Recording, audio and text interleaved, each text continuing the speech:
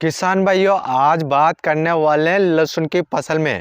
जब आप यूरिया डालते हैं तो आपको यूरिया डालते समय कौन कौन सी बातों का ध्यान में रखना चाहिए और कौन कौन सी गलतियां नहीं करना चाहिए, और आपकी लहसुन की फसल में आपको यूरिया कितने दिन की आपकी लहसुन की फसल हो जाए तब जाकर डालना चाहिए, और आपकी लहसुन की फसल में कितनी बार आपको यूरिया इस्तेमाल करना चाहिए, और यूरिया को अपनी लहसुन की फसल में डालने से क्या रिजल्ट मिलता है और क्या नुकसान देखने को मिलता है। तो आज मैं आपको सारा सब कुछ बताने वाला हूं। और आप सभी किसान भाई हमारे चैनल पर पहली बार आए हैं तो आप सभी किसान भाई हमारे चैनल को जल्दी से सब्सक्राइब कर लीजिए, क्योंकि आप किसान भाइयों को अच्छी अच्छी फसलों के बारे में अच्छी अच्छी जानकारी इस चैनल के माध्यम से देखने को मिल जाती है।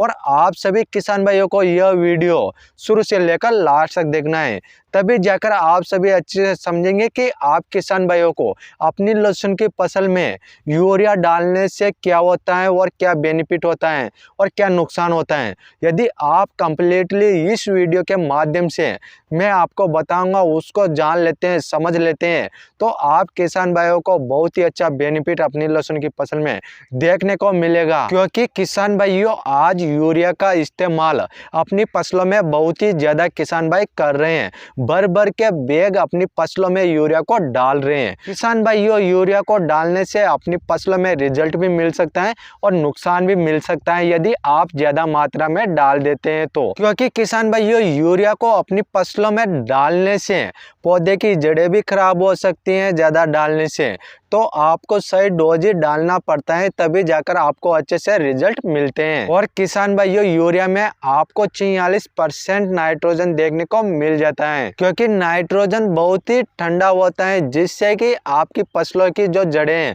तो वह भी गल सकती हैं, तो आपको कम ही इस्तेमाल करना है अपनी फसलों में। और किसान भाइयों, यदि आप लहसुन की फसल करते हैं तो आप किसान भाइयों की लहसुन की फसल एक तो 25 से 30 दिन की होए तो उस अवस्था में आप यूरिया को इस्तेमाल कर सकते हैं, या फिर आपकी लहसुन की फसल जब 50 से 55 दिन की हो, दूसरा खाद डाले तब आपको यूरिया इस्तेमाल करना है। तो आप किसान भाई अपनी लहसुन की फसल में 2 ही बार इस्तेमाल कर सकते हैं। यदि आप किसान भाई 2 से ज़्यादा बार डालेंगे तो आपकी लहसुन की फसल ग्रोथ ही करेगी, क्योंकि आपकी लहसुन की फसल जब 50 से 60 दिन के ऊपर हो जाती है तो उसमें कंद बनना शुरू हो जाता है। तो आप किसान भाइयों को कंद बनाने के लिए आपको दूसरा प्रोडक्ट डालना पड़ेगा। आप उस समय पर यूरिया को इस्तेमाल नहीं कर सकते हैं।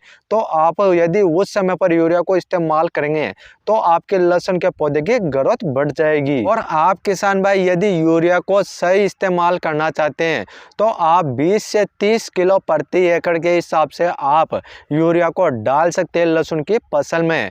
और आप किसान भाइयों को मैं बताऊं तो आपको 2 ही बार अपनी लहसुन की फसल में यूरिया को इस्तेमाल करना है।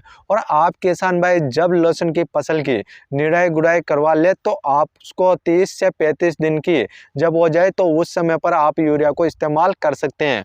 और दूसरी बार जब आपकी लहसुन की फसल 50 से 55 दिन की हो जाए तो उस समय पर आप यूरिया को इस्तेमाल कर सकते हैं। तो इस प्रकार से किसान भाइयों मैंने आपको बताया कि यूरिया डालने से आपकी फसलों में क्या होता है और क्या नहीं होता है। और आप सभी ने यह वीडियो अच्छी प्रकार से देखा होगा तो आप सभी समझ गए होंगे।